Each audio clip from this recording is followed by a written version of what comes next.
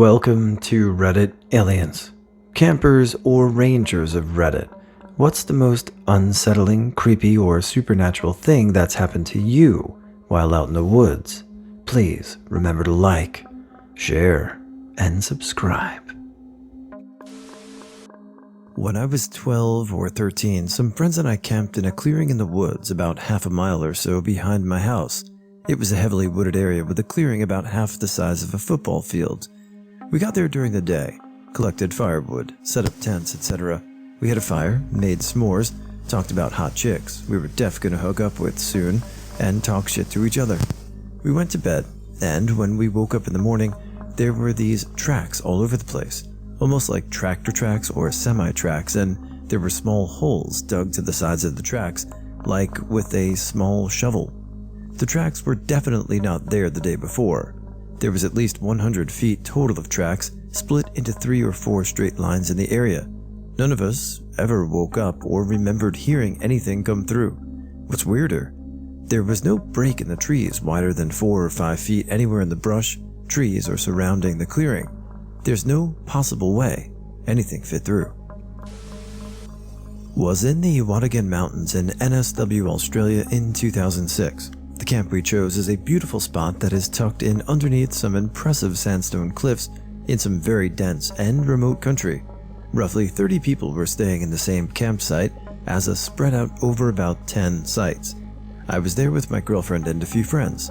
We had chatted with a few other campers the night before and enjoyed getting drunk and singing songs around a fire.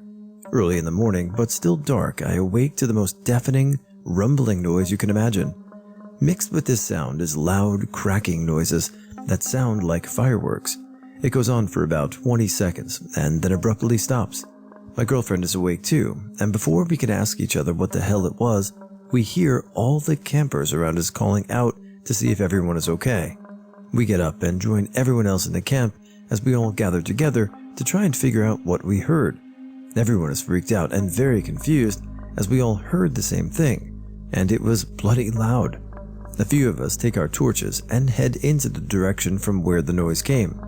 About 100 meters from the camp, we quickly discover the source. A chunk of sandstone that formed the cliffs around us had broken free and fallen down the side of the mountain. In the morning, we went to have a good look and found a chunk of rock about the size of 5 school buses sitting at the bottom of the valley with a path of destruction in its wake. The crackling noise has been the trees snapped like twigs as the rock took them out on the way down. Needless to say, we felt very lucky and humbled by the sheer scale of the event. When I was young, from age 5 to 11, my dad lived in an old log cabin about 15 miles west of Sheridan, Wyoming in the foothills of the Bighorn Mountains. Every summer when I was visiting, we would go up into the mountains backpacking and fishing for 2 days every weekend. We would park the truck, hike into a remote area, fishing for trout along the way, and make camp wherever we ended up. We encountered a number of strange, creepy things and got into some scary situations with wildlife, but the one that sticks with me the most was an ancient abandoned camp we found. We were hiking down a very steep slope to get to an area of a creek that had been dammed up by beavers, hoping to catch some big trout. I had climbed out onto a rock ledge and was looking for a way down when I saw the stock and action of an old rusty rifle sticking out of a tree, where the tree had grown around the barrel years before, about 10 feet above the ground. Dad and I climbed down to check it out, and we found a small cave at the base of the rock formation, only about 12 feet deep, which would make a nice natural shelter, but a really terrible place to set up for a long-term camp. Inside, we found a bunch of really old stuff. 3 heavy-gauge unopened cans of food, an old cast iron pot that had holes rusted all the way through it, a crusty old saddle and bridle set, and a very deteriorated heavy wool blanket rolled up and tied with a leather belt. When we unwrapped the blanket, we found several personal items, including a rusty old cap and ball black powder revolver, a leather satchel with lead pistol shot, a powder horn with no black powder in it, tarnished old cartridges, presumably for the rifle in the tree, a straight razor, and, most unsettling, was a shirt with holes in it and over half of it stained with dried blood. As we stood there thinking about what all of this meant, it occurred to me how remote this place was, even at that time. It was July of 1985, and the fact that whoever owned that shirt had been very seriously injured, stuck on a steep slope in the middle of absolutely nowhere. I got serious chills down my spine. The only thing that somewhat dated this fateful campsite was the pistol and the rifle, both of which were made sometime in the 1870s, according to my father. There's no way to ever know what happened to the man who owned all this stuff, but the fact that he or someone he knew was obviously shot twice with either a gun or arrows, and all of his belongings were sitting right where he'd left them, possibly 100 years later, it was highly unlikely he left that area alive. Discovering what amounts to a 100-year-old crime scene in the very remote wilderness kinda gave me the creeps, but mostly it just made me sad to know how hopeless and alone this guy must have felt when he died. A pretty cool discovery. I mean, not for the guy 100 years ago who died, but that you found it in almost the same condition that he passed in. Pretty cool. I'll have a go at the supernatural aspect of this question. This was maybe 7 to 8 years ago when I was 20, and in a really bad way. I'd been effing my life up via heroin for the past year, but after lots of help, love, and luck from friends and family, finally was getting my head cleared, almost there, above the black tar hell I'd gotten myself into.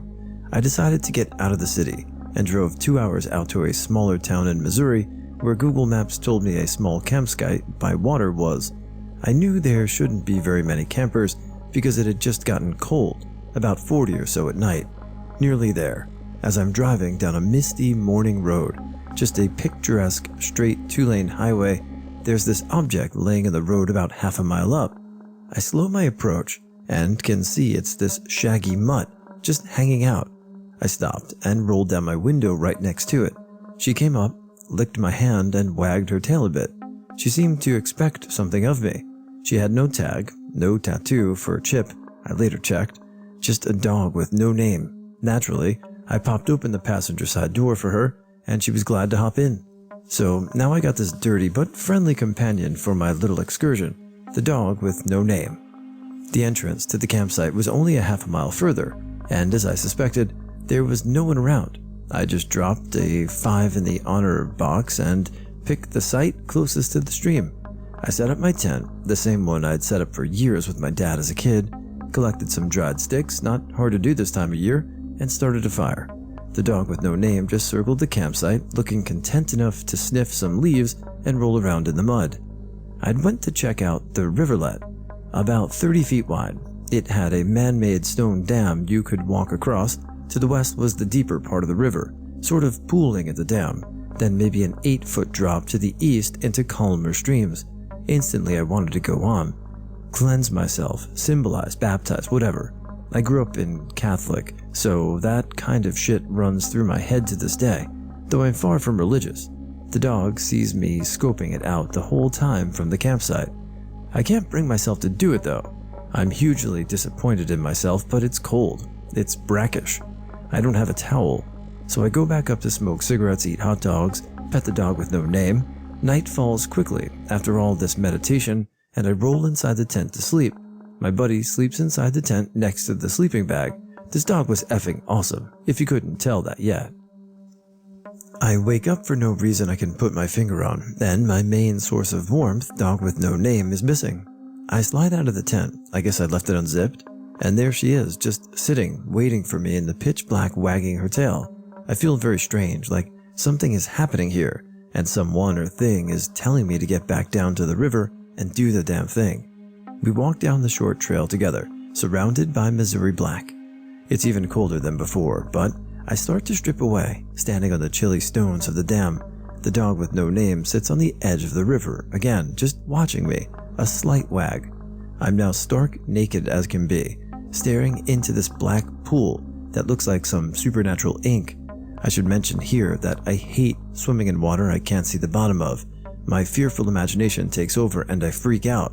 In other words, I stand naked on the dam for over 10 minutes before I finally muster up the balls, albeit shriveled and tiny balls, to say F it, and dive into the blackness. It was cold as hell. It was scary as F. When I came up for air, I was thrashing wildly back towards the dam, scrambling back onto the slick stones. I shook out my hair and was surprised how the adrenaline helped me in keeping warm. As I pick up my clothes and shoes, I look over for my buddy at the river's edge. The dog with no name is nowhere in sight. Back up at the campsite, I'm looking around, gently whistling, that kind of thing. I'm more than woken up now, so I go ahead and start another fire. Dawn is just starting to break. I have another hot dog for breakfast and figure I might as well just pack it up and leave. This trip feels more than complete. As I start my car and check my phone, there is an hour time difference between the two. This happened to fall on daylight savings time. I'm not calling it a supernatural rip in time, but it is funny that the night this went down, in fact, the exact time would be around 3 to 4 a.m. that the dog disappeared. So the dog never showed up again. I never shot up heroin again. Good. When I was a kid, about 12 or so, my dad would always wake me up in the middle of the night to go hunting. I effing hate hunting. A few weeks prior to this night, I saw an episode of Are You Afraid of the Dark about the Jersey Devil. I was on edge because I knew my dad would make me go hunting soon, and we sometimes hunt in Jersey. Sure as shit, he wakes me up one morning at like 3 a.m. and we're off to the woods in Jersey, in pitch black, so that he could be there and all set up before the deer come out. I'm up in the stand, starting to calm down, when I see a little figure on the ground. It's human, with a face I can barely make out since it's a bit far in the distance, but I know it's human, and it's like 2 to 3 feet tall. I'm losing my shit, but don't want to say anything because I know my dad will just tell me to suck it up. I stare at this effer for at least 4 hours until we get down from the stand and walk towards it to leave. It's an effing lawn gnome, miles and miles into the deep woods. There's no roads for a long while, and certainly no houses. How the F did a gnome get there? The stand we were in wasn't even a permanent stand. It was one we put up when we got there. My uncle owns land in Zion Ponderosa Ranch in Utah, so 4 of us went to go camp there for my birthday weekend. Zion Ponderosa Ranch is kind of like a camping community in the woods. There's a bunch of families there, and they all know each other, and it's a pretty friendly little place. Everyone knows who owns what part of the land and stuff. While we were camping, this average-looking, hillbilly-looking dude came to introduce himself to us, told us his name was Brian, and that he was staying up the road in a cabin. Nothing too weird, so we welcome him and give him a couple beers and feed the dude some tacos. A friend of ours, let's call him Tim, who owns land next to us, came over to hang out. Tim knows everyone around, but has never seen this person before. This time, Brian introduced himself to Tim as Justin, maybe a middle name. Mystery dude excuses himself to feed his neighbor's cat and leaves on his ATV like a bat out of hell and comes back in 5 minutes completely drenched wet. We didn't ask any questions. In the 5 minutes that this dude was gone, another neighboring family came over and asked, since we were hanging out with the guy, if we could tell him to be more careful since the family had children running around. Completely understandable. The dude comes back and we tell him about the family's concern and that his driving could be a danger to the children. F those kids. Who the F are they to tell me what to do? Replies weirdo. That was more than we were comfortable with, so we politely asked him to leave because he was drinking a lot and had a gun and we didn't know this dude. We were all already uncomfortable. He apologizes and leaves back to his cabin or whatever. Less than a minute later, we hear gunshots coming from his direction. We all kind of freak out a bit. And guess who comes back to greet us? Morgan Freeman. Not really. That same freaky dude trying to apologize. And we asked him about the gunshots and he replied, "So you heard gunshots? So what?" And so girlfriend was getting really frightened by this guy, and so we decided to use my uncle's ATV for a ride, while leaving my uncle to talk to this dude. I blocked out their weird convo, but I definitely heard him say that he needed to take a Hitler stance on the subject so they wouldn't walk all over them and destroy the country. When we got back, the dude was gone, and we went to sleep for the night. At 4 a.m. I was woken up to the sound of an ATV coming very close to our camp and stopping there for a while before going back to the same direction it came from. I'm like 90% sure it was from the direction of that crazy dude's cabin. In the morning, We went to the administrator's office to warn about weirdo guy, and no one seemed to know about this guy at all. Never saw him again for the next few days we were there. Doesn't sound like that good of a dude, but what if it was Morgan Freeman? We went hiking with a good buddy of mine in the Carolina mountains in the middle of winter. We went way off trail, doing a full day's walk from where we'd parked. So, by the time we set up camp, we were miles away from the nearest human. We'd pitch our tent and cook ourselves some food, and were passing the whiskey flask back and forth, enjoying the near pitch black night and the stillness and our little fire. At first, we felt it, that sudden sensation of being not alone. Then, after a few seconds, we heard something move in the darkness. We were frozen. We hear it again. But the most terrifying thing is that this time we realize whatever is out there, there's more than one of them, and they're big. My buddy and I lock eyes, too afraid to make any noise yet, and come to a silent agreement that scaring these things off is our best chance. He grabs a thick branch from the fire, and I grab one of the rocks we'd placed in a circle around it. I'm so scared I can barely breathe. But together, we yell as loudly as we possibly can and charge into the darkness. And then we saw the eyes, a dozen pairs at least, staring right back at us. We had charged a ferocious pack of mountain ponies, who didn't react at all to the two crazy men yelling at the top of their lungs in the middle of the night, just stared back at us, totally unimpressed. Mother effing ponies. I was camping in Lake Tahoe with my family when I was 18. I stepped away from our camp for a few minutes to try and take a picture of this odd-looking pine tree. It had all the branches shaved off clean at one side. I had seen down the trail a couple of minutes away. I followed the trail but couldn't find this enormous pine I was sure had been there. I walked back and couldn't find the camp. Mind you, I was still in the trail. It was either walking in one direction or another, and we were camping right by it in a clearing that was in no way hidden. I walked back and forth for about 20 minutes and couldn't find anything remotely familiar. I had maybe walked a yard in either direction, trying to find either the camp or anything that led me to it. I even took to yelling to get my dad's attention, but nothing happened. So I figured I'd return to my original starting point, the one I left from after not finding a tree, giant-ass rock, and waited out until my dad came for me, but couldn't find that either. It just seemed as if I was walking through invisible portals that set me on different parts of the trail. After about 10 minutes of following this trail back and forth and ending nowhere, a little bit of panic setting in, I noticed the woods had become stupidly silent. Not quiet, but silent and muffled, as if it were wearing earbuds. Then I heard the ocean, not sounds of water, but the actual thunder of big oceanic waves crashing against rocks. Only that sound and nothing more. Finally, I panicked and just booked it through the opposite direction. After a few minutes of running, I found myself in a familiar spot.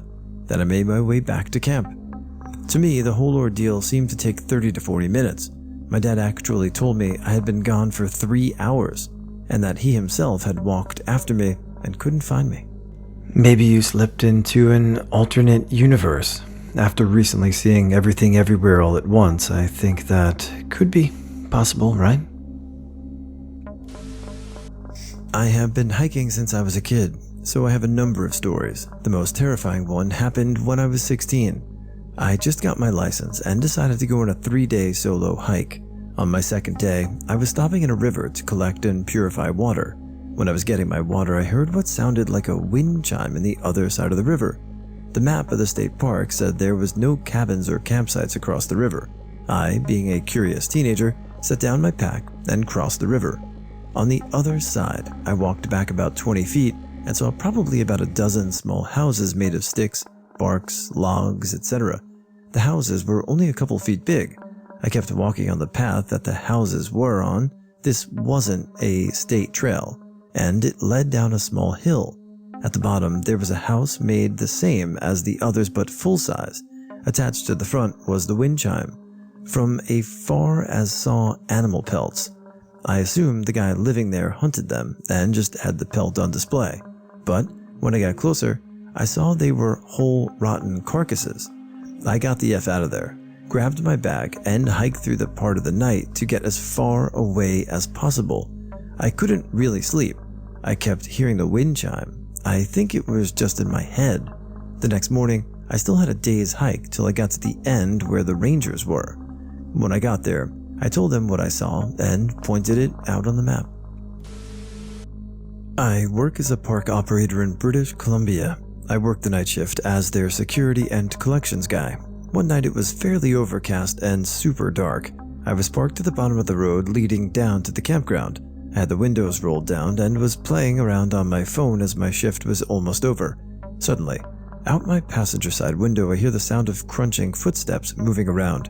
This wasn't anything that alarmed me, as we generally have bears in the area and other wildlife.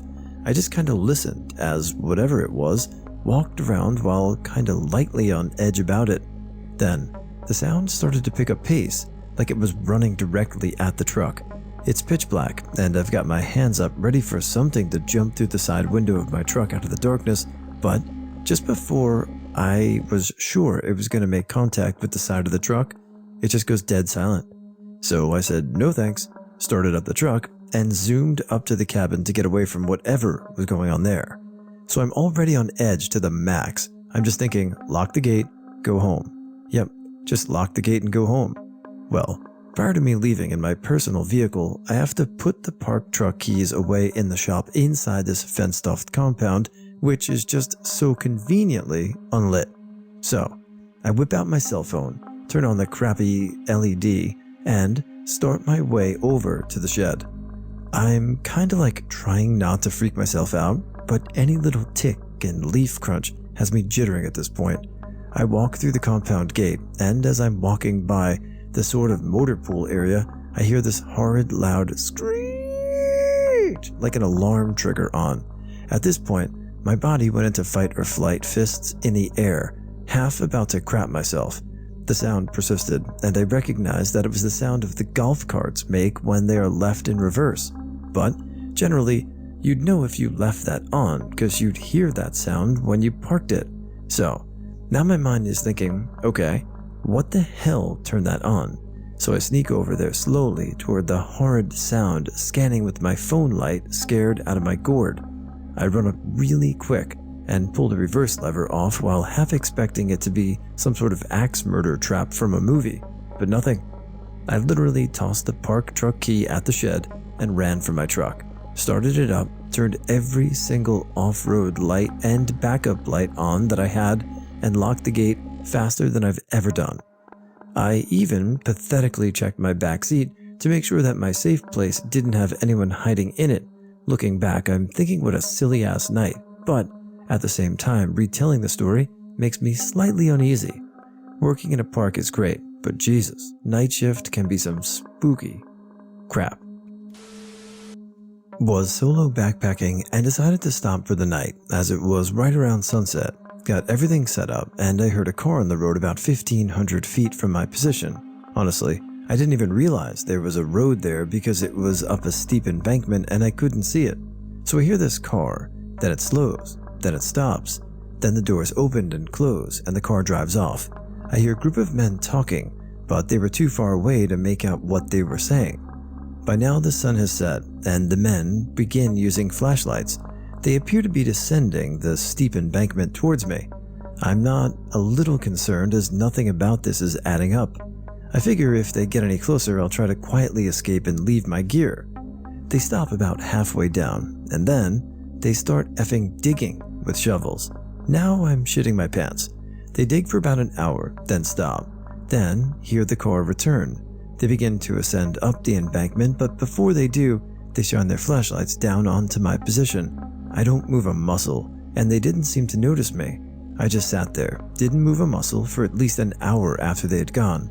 I packed up and moved about a quarter mile away, deeper into the woods and well off the trail, just in case they had seen me and were going to come back for me. The next day I hiked out, found a park ranger, and gave him a map that I had drawn of the area and where the digging had taken place. He asked me to accompany him to the spot, but I refused. I mean, I won't fault you for not wanting to accompany the ranger, but would you accompany the ranger? I'd be curious. What do you think happened on that hill? I have a couple of stories about camping. One year I was working for the forestry for the summer, so decided to camp out by where the work was. I would go into town only once or twice a month for supplies. On the forestry road, on the way to town, there was another fellow camping a few miles from my setup. He wasn't working with me, so I figured maybe he was hunting or something. After a couple of times passing his campsite and seeing that his car was never moved, I decided that if the car was still there when I drove by it next, I would stop and see if he was okay. Thankfully, as it turned, one of my fellow workers had the same thought, and he got there first. He could tell by the smell when he approached the guy's trailer that there was something seriously wrong, and when he went inside, he found the guy with maggots crawling out where his eyes had been. It was a hot summer, and his body had been there for quite a while before my friend found him. I used to go on 3 to 5 day trips where my brother, father, and I would pack up our raft and float down various rivers in Montana, stopping to camp on the shore at night. It was getting late, and we decided we would pull off to camp as soon as we found a suitable place. The river we were on was fairly slow moving and winding, so it was often not possible to see around bends until you were already stuck with whatever river conditions were ahead. We came to one such bend, and the river made a sharp turn into a deep gully, about 30 feet of sheer rock on either side of us. Up ahead, we spotted something in the middle of the river. As we floated closer, we realized that something was 2 grizzly bear cubs and a mama bear. We were trapped on the river.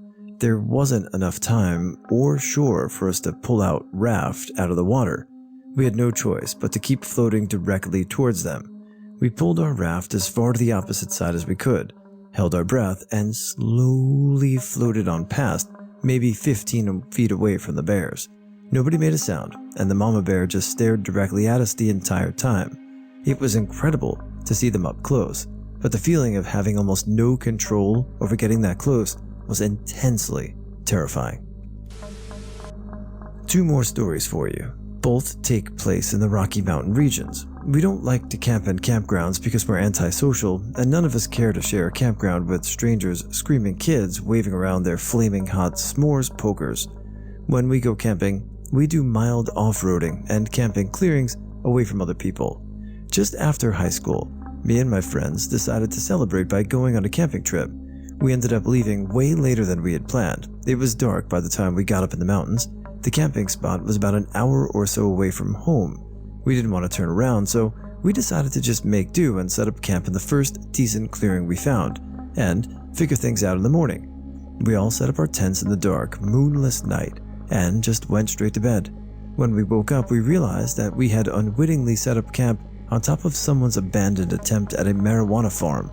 Not wanting to deal with that shit, we packed up pretty quickly and moved on. Second story. It's a few years later, same group of friends. We set up camp in a little clearing surrounded by thick trees and settled around a campfire for the night. After it gets dark, we can hear rustling in the trees and occasionally catch a flash of campfire reflecting off of eyes in the distance. We aren't worried. This isn't bear country, and this particular area is covered in deer. We had to stop a few times on the drive to this spot to let deer cross the road, and we noticed tons of hoof prints and deer trails near our camping site while we were setting up. We go to bed, and all night long, we hear the snaps of twigs and leaves. They sound like they come pretty near the campsite a few times, but back off when the dogs start barking. The next morning, we find that there are fresh cougar prints skirting the edge of our campsite. It's pretty obvious the cougars were circling around us all night, sizing us up. We're dumb young adults and decide to test our luck. We stay a second night. The second night, we decided to take shifts, sleeping, with a few of us staying up to watch guard with our shotgun ready and keep our fire tended during the night. Me and my ex had the first half of the night. Occasionally, we would see the yellow flash of eyes for a brief moment and they'd disappear again.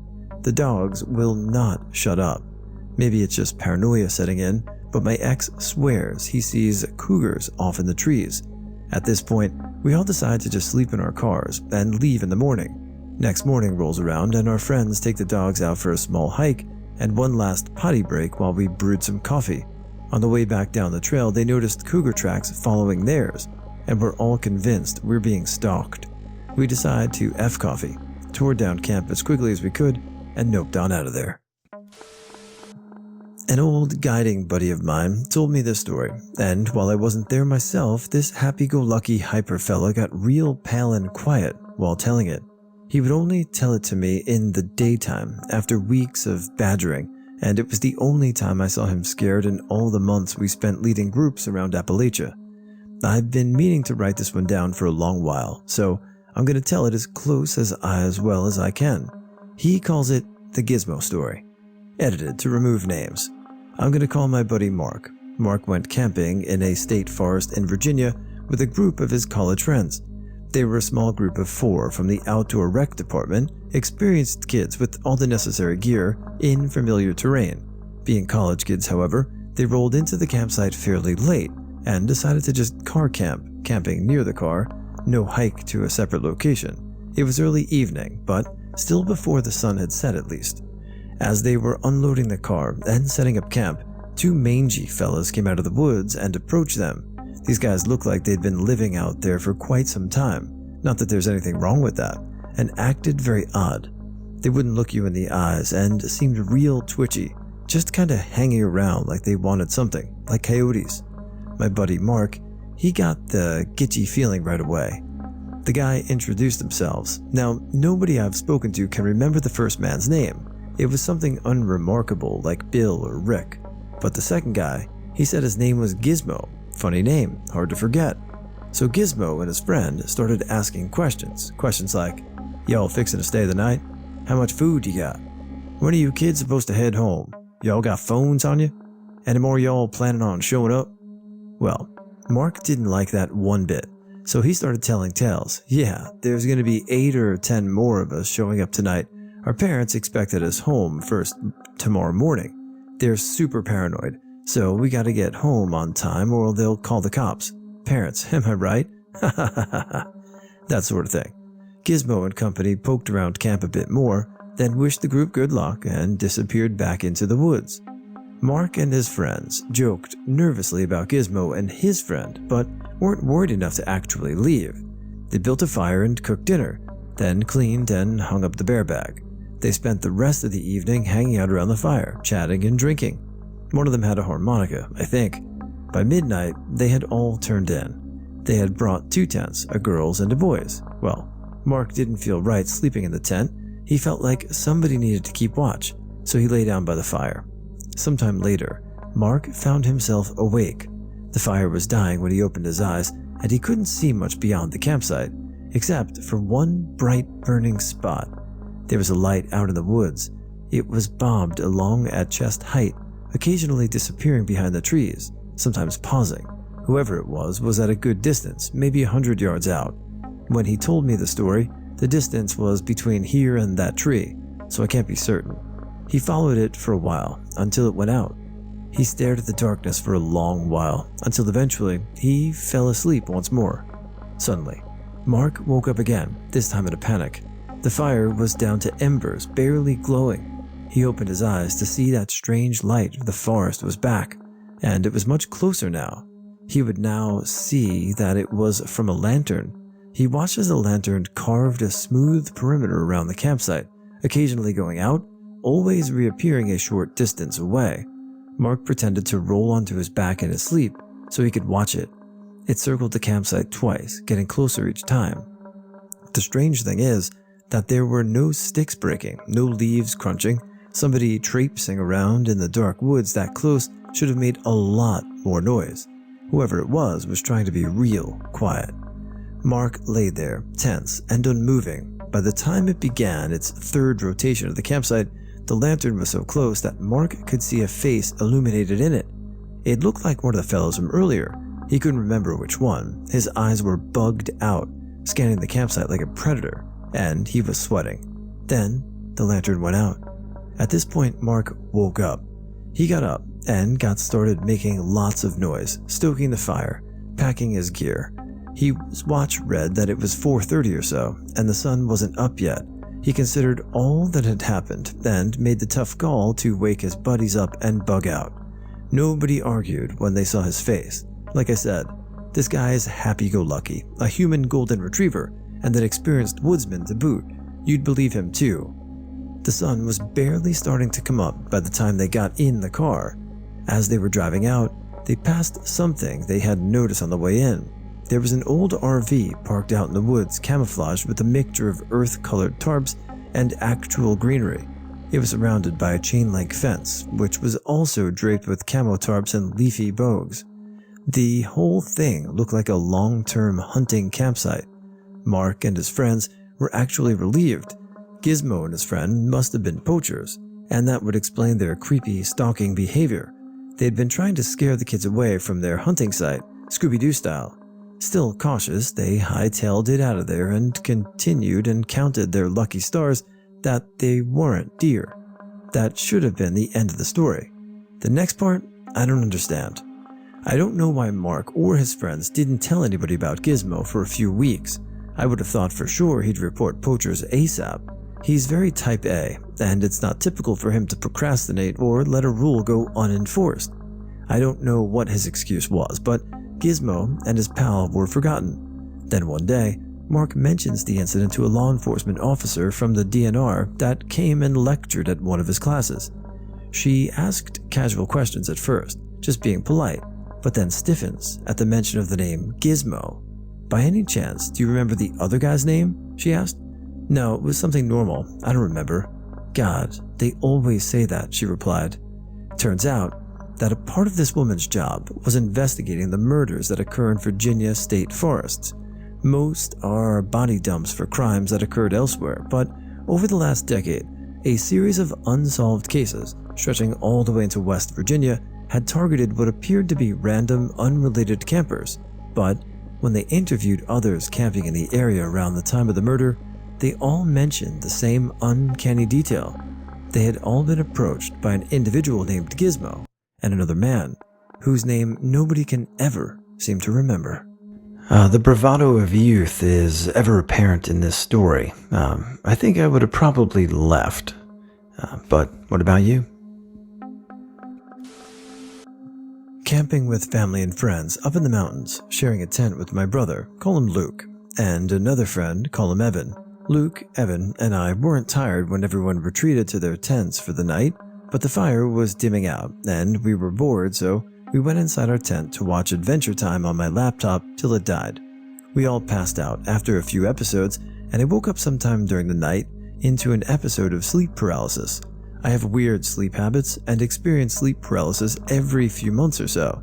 For those who haven't had it, basically you're awake, but you cannot move and sometimes experience auditory and visual hallucinations. I was aware of this, so I didn't have a full-on heart attack when I started hearing shuffling noises outside my tent, which continued and got louder and closer until the fabric of the tent itself was being touched by something. My computer hadn't yet died, so I could see my surroundings in the dim light of the screen. I watched the fabric compress as something pushed against it sporadically about 4 feet off the ground, then moved around the tent towards me.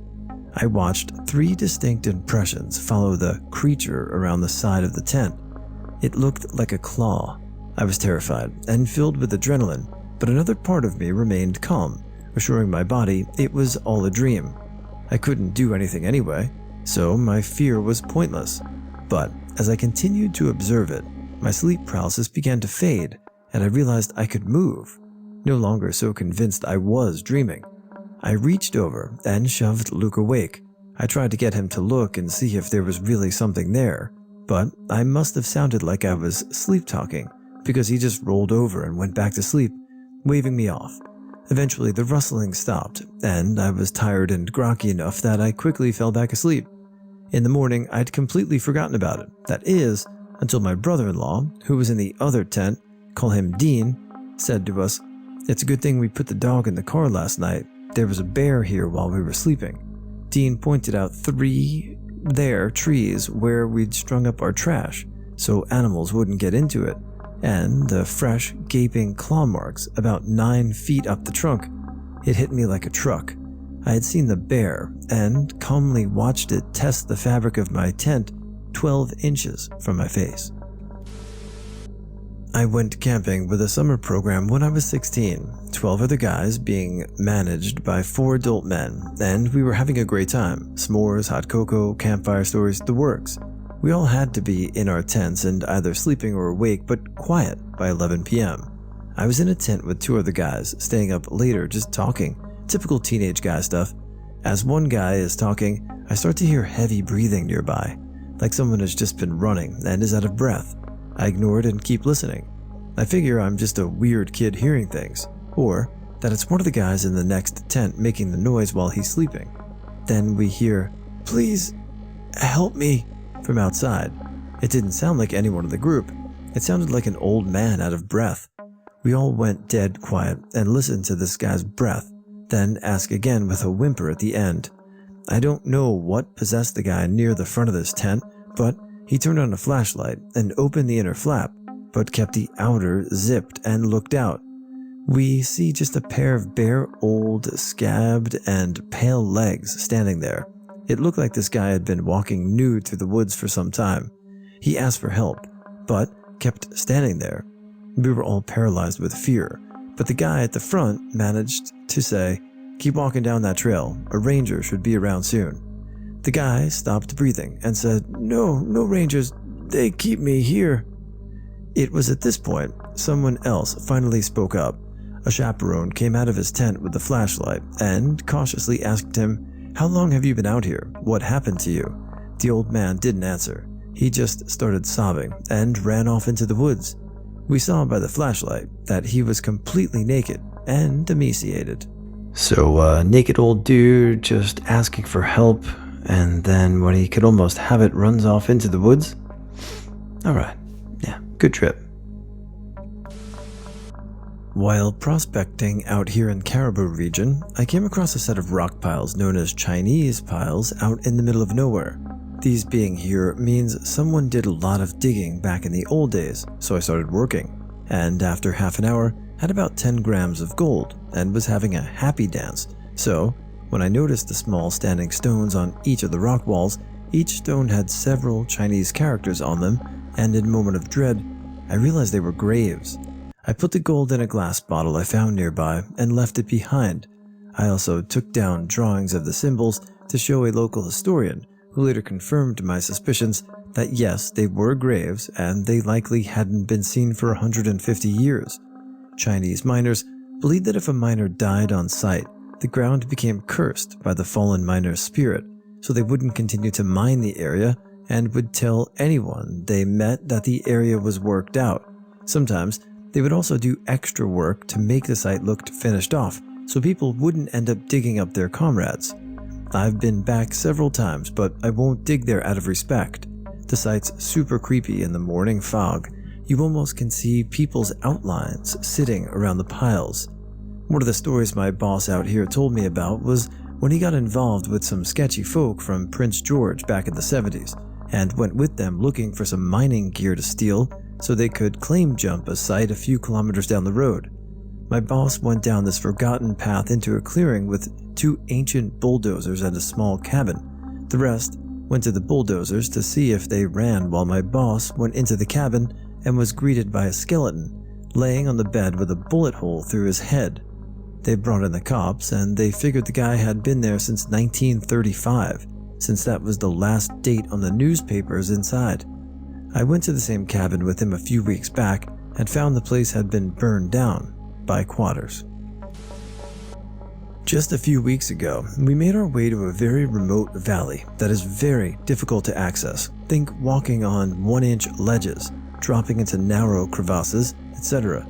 The valley ends up in a sharp drop with a waterfall that is about 100 feet high.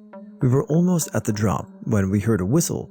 It sounded a lot like a hiking whistle, but we only met one group of people the entire day, and they had stopped way before we did, as they thought the mountain slope was not passable.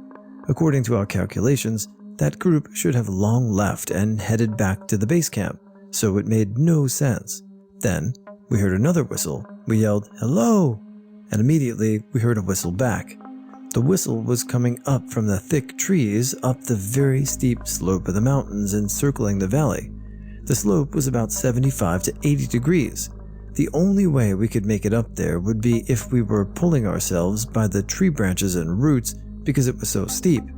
Just as we were debating whether the whistle was indeed a hiker's whistle, a helicopter suddenly rose from behind the waterfall. It rose right above us, then turned around and flew away. It was an unmarked helicopter, and the nearest airfield is about 100 miles away. We figured they had to have a search mission out for someone, so that must have been a hiker's whistle. However, it was strange that the person would whistle repeatedly but never yell back. We yelled again, the whistle recurred. Suddenly, we heard the helicopter rotor again. Not 3 to 4 minutes later, we saw the helicopter rise above the valley again, hover for about 30 seconds, and then fly away over the mountain. We went ahead and crossed the creek to climb the mountain slope. We scrambled up, grabbing onto roots and branches. The whistling ceased. We yelled a few times and no response. It took us 4 hours to make our way out of there after. The bushes were so thick that at times we walked on branches above the ground, and I could not see my hand in front of me. I still have no idea who was whistling. It was a very mechanical whistle. I've been out in the wilderness quite a few times and have never heard a bird whistle that was anywhere close to that.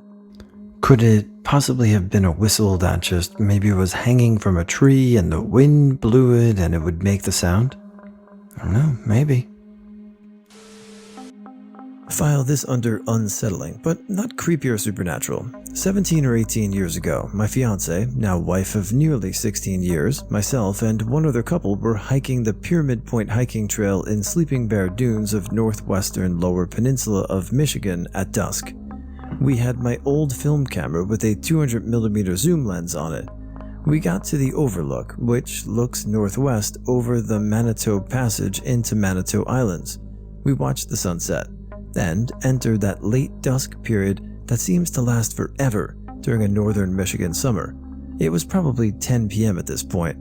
There were high winds and solid waves breaking on shore below us.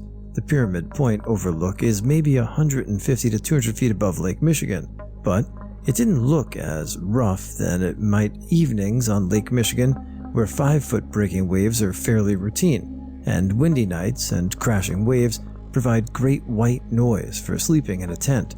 We were camping elsewhere. There's no camping on this trail.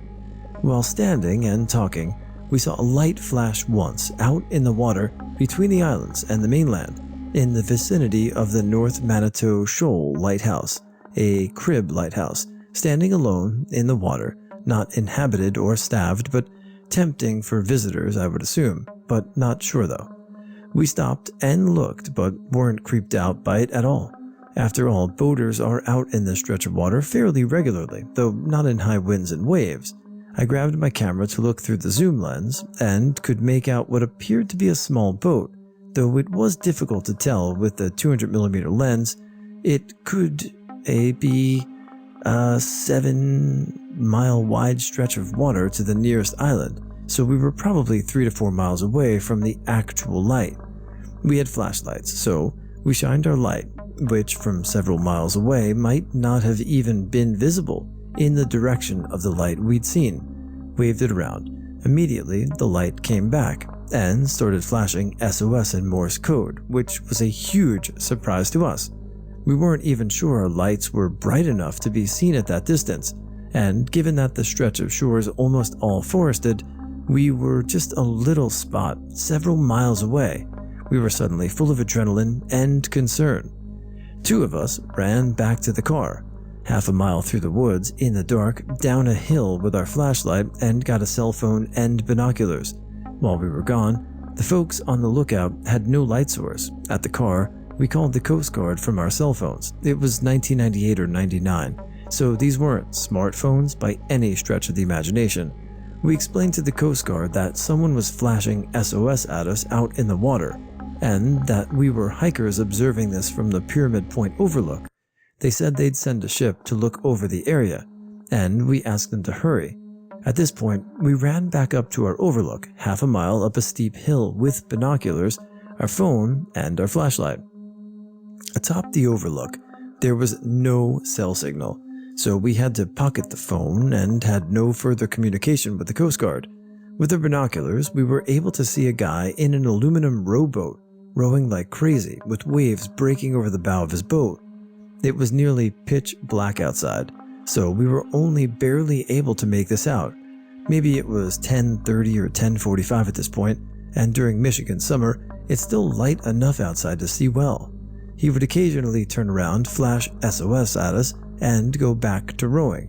It was disturbing to be several miles away, completely helpless, while we watched this guy struggling in a rowboat in the dark. It got dark.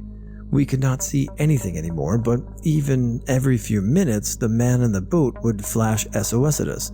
He did not appear to be making any progress towards the mainland, but he was clearly drifting northward through the Manitou Passage. Every time he flashed, we'd turn on our flashlights, shine it back at him for a few seconds, and turn it off. We did not know Morse code, and we had no cell signal. We stood and watched for what seemed like forever, completely helpless. The man stopped flashing his light. It was too dark to see his boat. A tugboat that didn't appear to be a Coast Guard ship showed up and started doing a grid search pattern through the passage with bright lights shining from the boat into the water. The Manitou Passage is probably 6 to 7 miles wide and 6 to 7 miles long, so it was a slow search.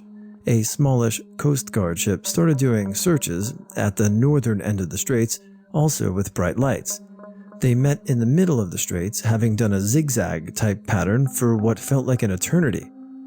Then they sailed off. They did not appear to find anyone. We drove to a bar in Glen Arbor to see if there was anything on the news. There wasn't. We called the Coast Guard the next day, wondering if we'd seen a man die or helped a rescue, or neither. But the person on duty had no idea what had happened, shift change perhaps, or that we'd even called the night before. To this day, it's unsettling to me, knowing how harsh the conditions can be on Lake Michigan, and knowing that we'd seen a man flashing SOS at us through our binoculars just before it got dark was really bothersome, though not as bothersome as the poor guy in the boat who had to be wondering why we weren't doing anything for him. No closure, no happy or sad ending, no ending at all really, other than going back to our camp and hitting the sack. Maybe it was a ghost fisherman that used to go to the lighthouse. Who knows? Or maybe it was a person and they got washed away.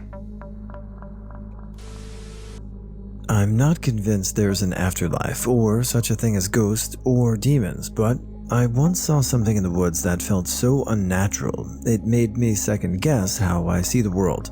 I was hiking up a hillside thick with trees in the middle of the night during a long weekend. Some friends and I decided we would hike to the top of the hill and light off some fireworks. Approaching the hill and surrounding the base of the hill was a rolling grass valley. It was around midnight, full moon plus light mist, straight out of a horror movie. Strange part was, I wasn't nervous or scared or anything. I was having a great night with my buddies.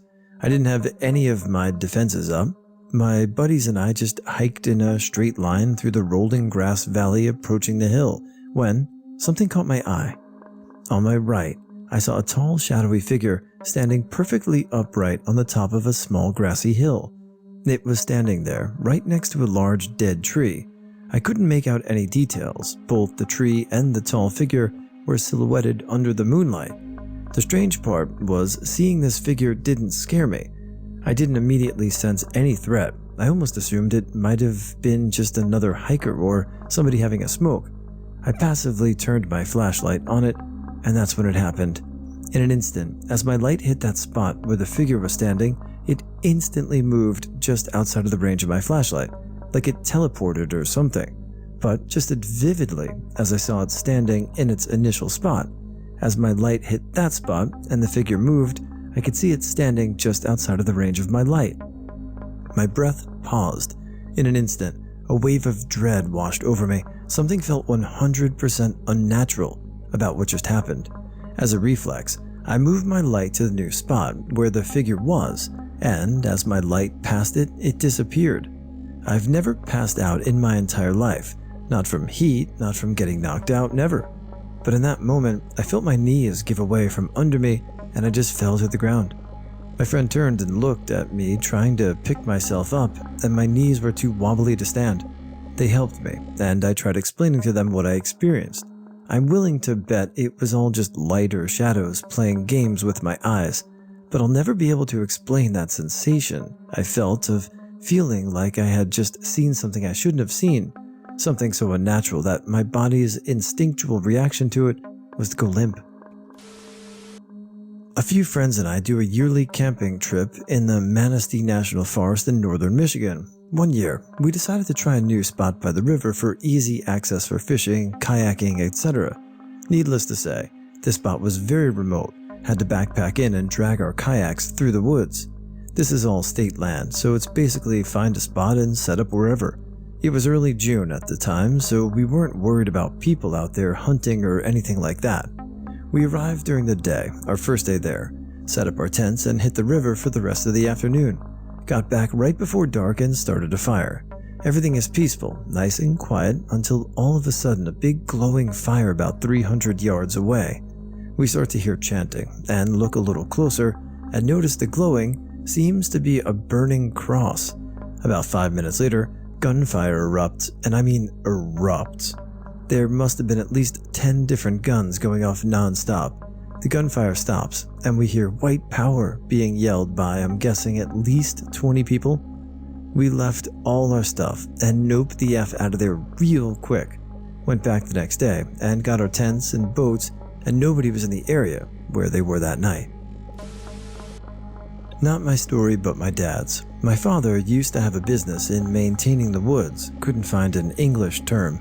It's a thing in my country. It basically means cutting down dead trees and hauling them out of the area.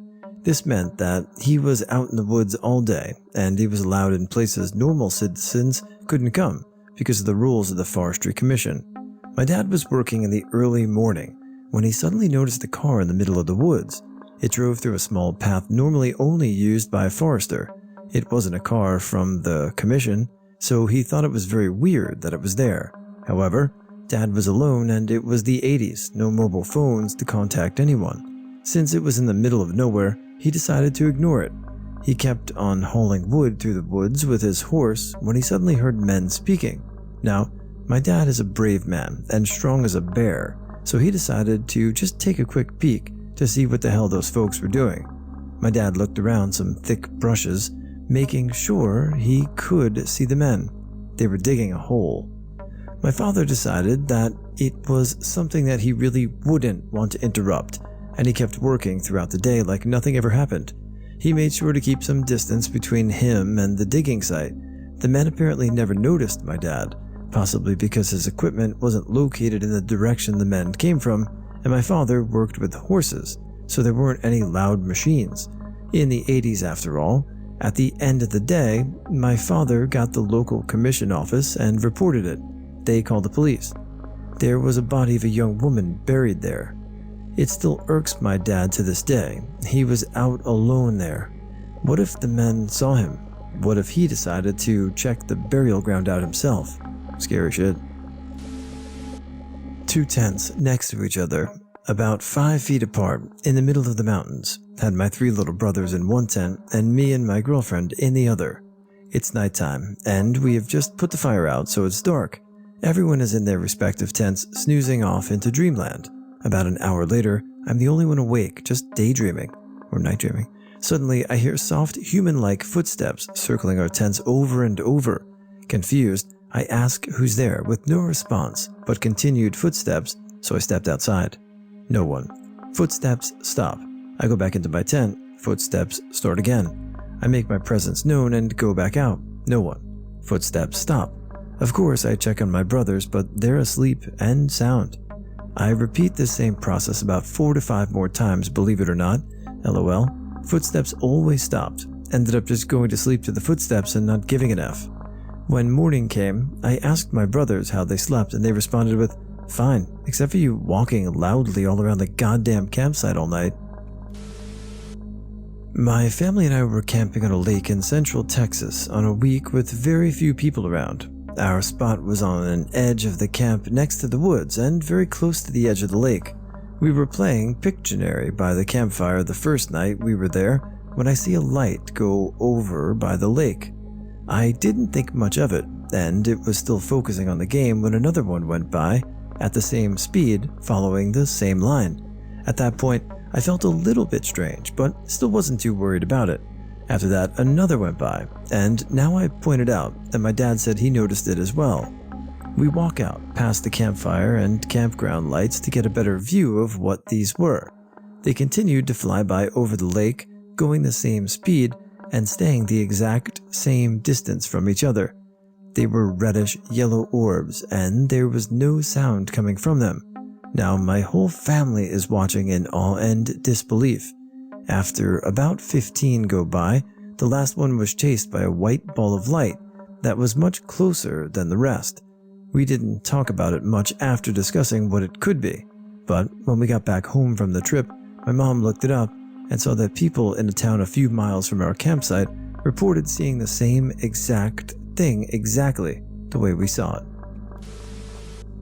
I've been camping my whole life. It's what I did for fun a lot of the time growing up. Thankfully, I found a wife who was into it also, and we've done a ton of backpacking and camping together. A few years ago, we're in the middle of nowhere in Maine, backpacking in the day, and then just walking off the trail into the woods to sleep at night. We're carrying about 10 days worth of food and are deep in the woods. We haven't seen another person in a few days. This is our primary goal, to get away from it all. Normally, I like to sleep under the stars, but it was drizzling a bit, so we set up our tiny 2-person tent and went to sleep. Around sunrise, I wake up and am sitting right outside the tent, putting my boots on while my wife is still asleep. About 30 feet from our tent, I see this dude just standing there looking at me. He was right out of central casting for creepy dude who murders campers. I say something stupid to him like, "Good morning, please don't eat us," and he just looked at me for a few seconds and turned around and walked into the woods. We were out of there for another 4 days after this, and I kept waiting for him to jump out from behind every fallen log. I still have no clue how this dude found us or what his deal was. I think about him a lot, trying to figure out what life path led him to our tent that morning. I mean, there's probably at least a 10% chance that guy might have eaten you both, so glad you got out all right. Wasn't exactly in the woods, no trees, but it was camping in the high Arctic in the middle of nowhere. Late at night, while I was in my tent, I'd hear the sound of pebbles rolling down the side of the nearby slope. It was intermittent, like something was walking down the slope. You might think, so what? But polar bears might be a possibility. They aren't to be messed with, being one of the nastiest predators on Earth and quite happy to hunt and to eat people. This is not an exaggeration. I'd get up and look outside the tents. Nothing at all. It sounds like a simple thing to do, but believe me, when you're wondering about whether it's a polar bear out there, it is not simple to unzip a tent and stick your head out. Even with a shotgun in hand, you're wondering if you're going to turn in the right direction quick enough. Polar bears are stealthy and fast hunters. Anyway, I'd go back to sleep, and about an hour or two later, wake up again to the sound of pebbles. It was really freaking me out. It took several nights of this before I finally figured out what was going on. In the high Arctic summer, there is 24 hours of sunlight. The sun dips slightly at night, but basically goes around in a circle. At a certain time of the night, the sun was falling directly on the slope near the camp. The sunshine would warm it up, thawing the frost that was holding the pebbles together, and they'd start cascading down the slope. The rest of the day, it would be in the shade, cold and quiet. So, mundane explanation, but I was ever freaked out. Worst of it was, once I was satisfied that it was an irrelevant natural phenomenon, I kept thinking, okay, but what if a real polar bear shows up? Will I dismiss it as mere pebbles and not have the shotgun ready when it tears into my tent? I didn't sleep well until we moved camp. On a road trip with a friend, and we hiked into a trail in Colorado one evening to camp so we wouldn't have to pay for a campsite. Found a little clearing by a stream. My friend set up a tent while I decided to sleep under the stars. Right as we were getting ready to go to sleep, another woman showed up and pitched her tent in the clearing as well. I hadn't been feeling well that day, plus we had the hike in with all their stuff, so when I slept hard. Woke up to a ranger shaking me and asking if I saw where the bear went. Bear? What bear? Then I look up and see the woman's tent just shredded. Turns out, she had left her food in her tent that night. We hung ours from a tree, and a curious bear came by at like 4 in the morning to have a snack. In tearing into her tent, it ended up breaking its claws across her forehead as well. She decided to get the F out, though why she didn't bother waking either me or my friend up to let us know about this very hungry bear nearby, I don't know. Anyway, pretty freaky thing to wake up to. Okay, to clarify some points or answer some questions, 1. I have no idea how I slept through it. That's what made it even more confusing or freaky when I was woken up by the ranger. I was definitely really tired, and like I said, not feeling great, so I know I crashed hard. We were also by a creek, so there was definitely some white noise of the water flowing, and the woman was on the other side of the clearing, so not right next to us. But was she just amazingly calm in that situation? Was she freaking out in total silence? I don't know. She arrived pretty late in the evening, and we didn't talk to her, so maybe that's why she just passed on by her way out. But we were 2 other females camping out there with her, so I'd like to think if the roles were reversed, I would have woken my clearing camping neighbors up, or asked them for help. 2. I wouldn't call it a bear attack, more like the bear smelled something yummy in that tent, and upon cursory examination of the object blocking said bear from the yummy smell, it realized that it quite easily bypassed this object with its claws. So I don't think it was like a roar, kill this tent and all its occupants right now so I can get this food. More like, hey, something smells good in there, and my claws get through this thing just fine. Let me scratch a bit more and make it so I can get in. And in the process of getting in there, the claws also scratched this woman's forehead. 3. I know the claws raked her forehead because the ranger told us she was totally fine. He said she just needed a pretty big bandage, and she actually drove to the trailhead with the ranger to show him the right trail, but she didn't want to hike all the way back to the clearing. 4. Yep, camping in bear country. If you can't 1. Put your food in a bear box at an established campground, 2. Put your food in a bear canister, often used by backpackers, or 3. Put your food in your car in places where bears haven't learned how to peel back car doors like a can opener, e.g., don't put your food in your car in Yosemite. Then, you want to hang your food from a tree. You hang it far enough away from the trunk on a thin enough branch that the bear wouldn't be able to climb to it, and far enough off the ground that the bear can't reach it by standing on its hind legs. If you get a bear on a unicycle or stilts coming through your camp, all bets are off.